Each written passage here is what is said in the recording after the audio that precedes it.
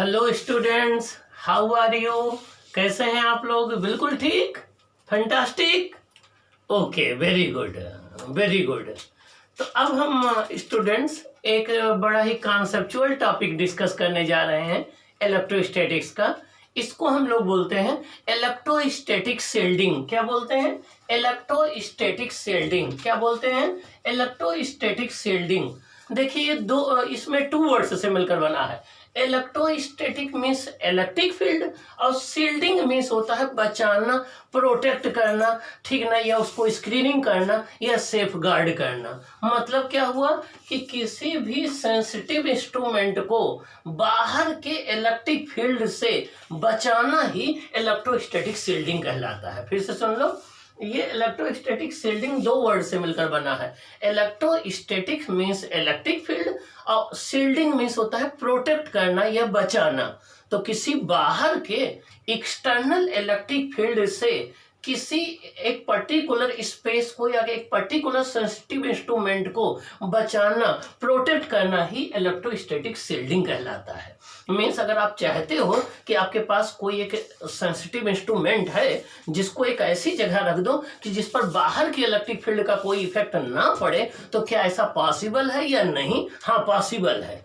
आपको एडवाइस क्या दी जाती है कि जब थंडरिंग हो रही हो, लाइटनिंग हो रही हो, थंडरिंग और लाइटनिंग हो रही हो, तो कार के अंदर रहना ज़्यादा सेफ है, अपने कार के सभी दरवाजों को बंद करके। ऐसा क्यों कहा जाता है? इलेक्ट्रोस्टैटिक शील्डिंग की वजह से, क्योंकि कार के अंदर वो एक मेटालिक बॉडी है, बाहर की इलेक्ट्रिक फील्ड जीरो होगी, उसके अंदर इलेक्ट्रिक फील्ड का आप पर इफेक्ट नहीं पड़ेगा।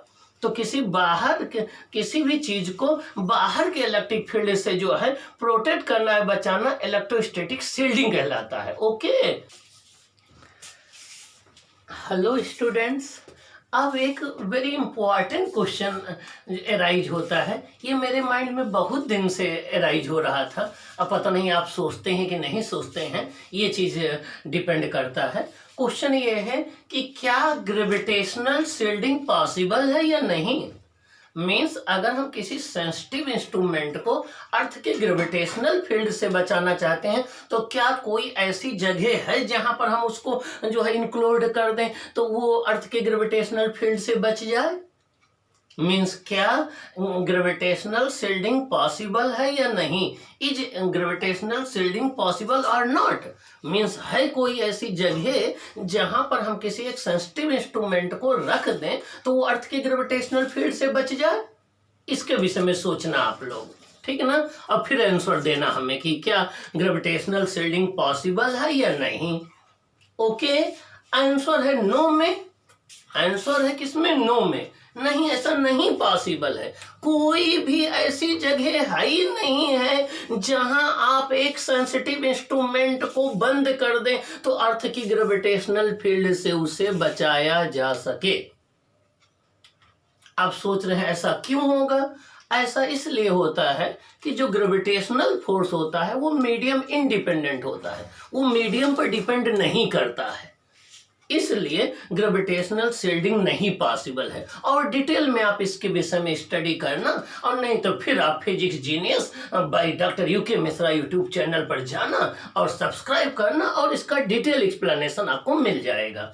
ओके, अब बात आती है, एक और क्वेश्चन मन में उठता है, क्या मैग्नेटोस्टैटिक शील्डिंग पॉसिबल है? कि मीन्स किसी सेंसिटिव इंस्ट्रूमेंट को है कोई ऐसी जगह जिसके अंदर बंद कर दे तो बाहर के मैग्नेटिक फील्ड उसका कुछ ना बिगाड़ पाए, उसका इंटरेक्शन ना हो पाए, उसका कोई इफेक्ट ना हो। हाँ, आंसर है यस, पॉसिबल है, पॉसिबल है। मैग्नेटोस्टैटिक शील्डिंग पॉसिबल है।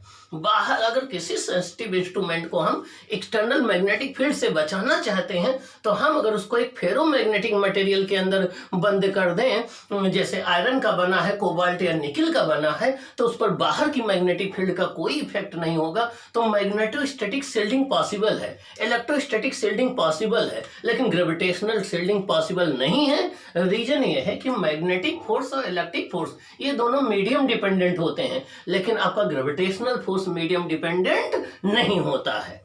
इसके विषय में और आप सोचना, और सोच करके जाकर के कमेंट बॉक्स में आप इस पर जो है क्वेश्चन अपने एराइज करना। ओके, चलो देखते हैं। अब यहां पर देखिए, यहाँ पर हम बात कर रहे हैं कैविटी के विषय में। किसके? कैविटी के विषय में। तो देखिए स्टेप 2 में हमने ये एक कोई कंडक्टर ले लिया है, ये कोई कंडक्टर ले लिया है, ये कोई कंडक्टर ले लिया है। इस कंडक्टर के इस सरफेस पर यहाँ से surface charge density greater than 0 है, मीन्स पॉजिटिव चार्ज डेंसिटी है। तो देखिए इलेक्ट्रिक फील्ड जो है वो आउटवर्ड, रेडियली आउटवर्ड है।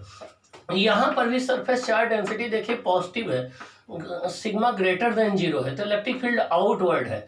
और इलेक्ट्रिक फील्ड की वैल्यू है E equal to sigma upon epsilon naught. यहाँ पर देखिए नेगेटिव सरफेस चार्ज डेंसिटी है, तो सिग्मा लेस देन 0 है, तो इलेक्ट्रिक फील्ड इनवर्ड है। क्या है? इनवर्ड है। अब इस कंडक्टर के अंदर हमने कोई एक कैविटी बना रखी है, देखिए कैविटी बना रखी है। इस कैविटी में कोई चार्ज नहीं है, ध्यान रखना, कैविटी में कोई चार्ज नहीं। हमने लिखा है चार्ज फ्री कैविटी। क्या? चार्ज फ्री कैविटी मीन्स इसमें कोई चार्ज नहीं है, इसके अंदर जो कैविटी है उसमें। तो अब इसके अंदर कोई चार्ज नहीं है, तो देखिए इसके अंदर इलेक्ट्रिक फील्ड 0 है। क्या? इलेक्ट्रिक फील्ड 0 है। देखिए सरफेस चार्ज डेंसिटी 0 है, सिग्मा भी 0 है, लेकिन पोटेंशियल 0 नहीं है, पोटेंशियल कांस्टेंट है, पोटेंशियल कांस्टेंट है। और पोटेंशियल इस कैविटी के अंदर हर एक पॉइंट पर वही होगा जो इस कंडक्टर के सरफेस पर पोटेंशियल होगा। क्या होगा? जो कंडक्टर के सरफेस पर पोटेंशियल होगा। क्या होगा? सरफेस पर पोटेंशियल होगा। इसका मतलब ये हो गया कि किसी चार्ज फ्री कैविटी के अंदर, चार्ज फ्री कैविटी के अंदर इलेक्ट्रिक फील्ड ऑलवेज 0 होता है और सरफेस चार्ज डेंसिटी ऑलवेज 0 होती है, लेकिन पोटेंशियल 0 नहीं होता, पोटेंशियल कांस्टेंट होता है। और यहाँ भी इलेक्ट्रिक फील्ड 0 होगा, यहाँ भी 0 होगा, यहाँ भी 0 होगा, यहाँ भी 0 होगा, यहाँ भी 0 होगा, यहाँ भी 0 होगा, यहाँ भी 0 होगा। तो चाहे ये कंडक्टर चार्ज्ड हो और चाहे ये न्यूट्रल हो, चाहे ये कंडक्टर एक्सटर्नल इलेक्ट्रिक फील्ड में रखा हो, 3 केस हैं। चाहे ये कंडक्टर न्यूट्रल हो तब भी इस कैविटी के अंदर इलेक्ट्रिक फील्ड 0 होगा और सिग्मा 0 होगा, पोटेंशियल जो है वो कांस्टेंट होगा। और चाहे ये पॉजिटिवली चार्ज हो चाहे निगेटिवली चार्ज हो, सब के केस में इसके अंदर इलेक्ट्रिक फील्ड 0 होगा। और चाहे ये कंडक्टर किसी एक्सटर्नल इलेक्ट्रिक फील्ड में रखा हो तब भी इसके अंदर यहाँ पर कोई इलेक्ट्रिक फील्ड नहीं होगी। इसका मतलब किसी कंडक्टर के अंदर अगर कोई कैविटी बना दी जाए तो उस कैविटी के अंदर बाहर के इलेक्ट्रिक फील्ड का कोई इफेक्ट नहीं पड़ता, बाहर की दुनिया से वो शील्ड कर लेती है, अपने को बचा लेती है। तो अगर कोई सेंसिटिव इंस्ट्रूमेंट यहाँ पर आप रख दोगे तो उस पर बाहर के इलेक्ट्रिक फील्ड का कोई इफेक्ट नहीं पड़ेगा। इसका मतलब कोई कंडक्टर बाहर की दुनिया से अपने अंदर की दुनिया को बचा लेता है, मीन्स अंदर उसके कैविटी है तो बाहर क्या हो रहा है उसका कोई इफेक्ट उसके अंदर नहीं पड़ेगा। आप बाहर की इलेक्ट्रिक फील्ड को आइडेंटिफाई नहीं कर सकते हैं, उसका कोई इफेक्ट नहीं पड़ेगा।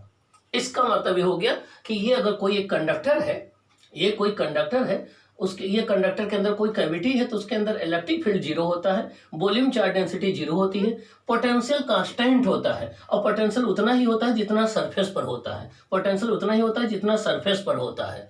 अब एक बार बता दूं, यहाँ हर पॉइंट पर भी इलेक्ट्रिक फील्ड 0 होगी, यहाँ पर भी 0 होगी। हाँ, यहाँ सरफेस के जस्ट पास होगी, ओके, सरफेस के जस्ट पास होगी और यहाँ पर पोटेंशियल कांस्टेंट होगा, हर पॉइंट पर वही होगा जो सरफेस पर होगा।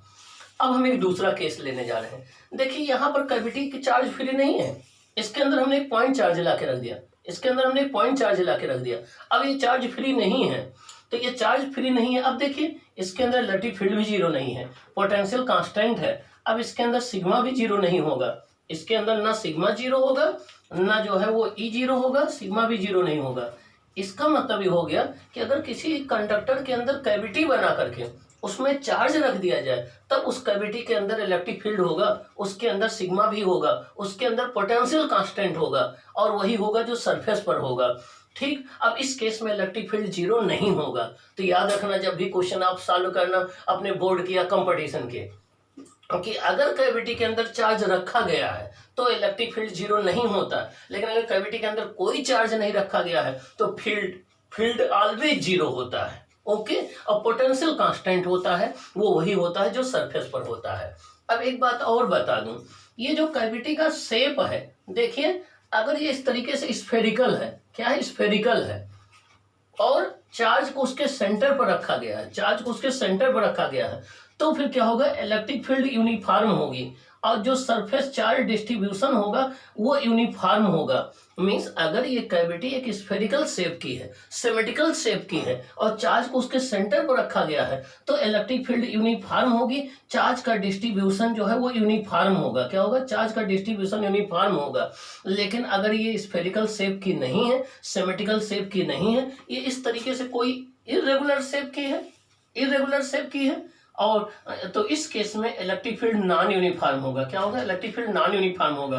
और इसके इनर सरफेस पर जो चार्ज डिस्ट्रीब्यूशन होगा वो भी नॉन यूनिफॉर्म होगा। क्या होगा? वो भी नॉन यूनिफॉर्म होगा।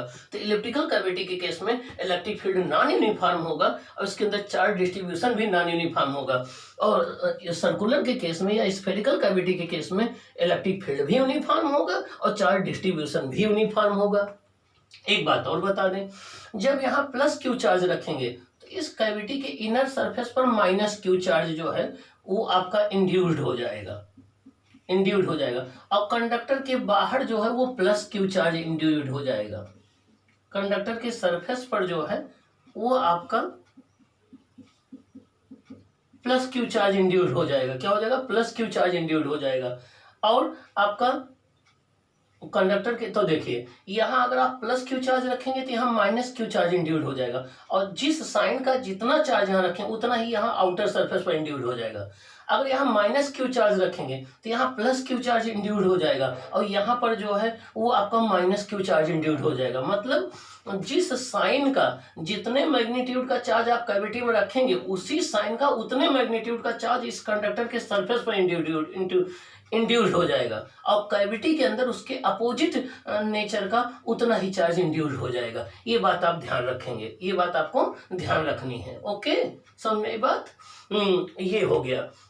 ये रहा इलेक्ट्रोस्टैटिक शील्डिंग। तो मीन्स किसी भी सेंसिटिव इंस्ट्रूमेंट को एक्सटर्नल इलेक्ट्रिक फील्ड से बचाना इलेक्ट्रोस्टैटिक शील्डिंग कहलाता है। इलेक्ट्रोस्टैटिक शील्डिंग में कोई कंडक्टर लेते हैं, कंडक्टर के अंदर एक कैविटी बना देते हैं। अगर वो कैविटी चार्ज फ्री है तो उसके अंदर कोई इलेक्ट्रिक फील्ड नहीं होगी, कोई उसके अंदर चार्ज डेंसिटी नहीं होगी, पोटेंशियल कांस्टेंट होगा वो वही होगा जो सरफेस पर है। लेकिन अगर कैविटी के अंदर आपने चार्ज रख दिया है तब कैविटी के अंदर इलेक्ट्रिक फील्ड भी होगी और पोटेंशियल तो होगा ही होगा। ठीक, अगर वो कैविटी यूनिफॉर्म सिमेट्रिकल शेप की है तो इलेक्ट्रिक फील्ड यूनिफॉर्म होगा, चार्ज का डिस्ट्रीब्यूशन यूनिफॉर्म होगा। अगर वो नॉन स्फेरिकल शेप की है, इरेगुलर शेप की है, तो इलेक्ट्रिक फील्ड नॉन यूनिफॉर्म होगा, चार्ज का डिस्ट्रीब्यूशन नॉन यूनिफॉर्म होगा। ये आपको ध्यान रखना है। मैग्नेटोस्टैटिक भी शील्डिंग पॉसिबल है, उसके लिए आपको कोई एक फेरोमैग्नेटिक मटेरियल लेना पड़ेगा, जैसे आयरन है, कोबाल्ट है, निकिल है आपका, लेकिन ग्रेविटेशनल शील्डिंग पॉसिबल नहीं है। तो ये इंपॉर्टेंट कॉन्सेप्ट है, इसको आपको याद रखना है और फिर जाकर के आपको वीडियो देखना है आपके यूट्यूब चैनल पर और उसको सब्सक्राइब करना है। ओके।